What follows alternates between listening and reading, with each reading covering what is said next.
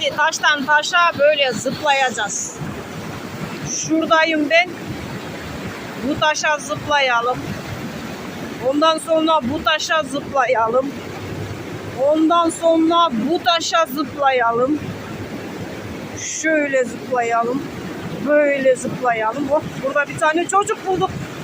Ha, bu taraf tatil bölgesi bu taraf. Bu tarafta kıl çadırı falan var. Böyle gideceksin ya. Taştan taşa zıplayıp. Sonra bu taşa zıplayacağız. Ondan sonra bu taşa zıplayacağız. Şöyle taştan taşa zıplaya zıplaya gideceksin. Şimdi şuraya nasıl atlayacağız? Şuradan şuraya. Biraz zorlanacağız. Şu taşa atlamamız lazım önce. Ondan sonra buraya geldik.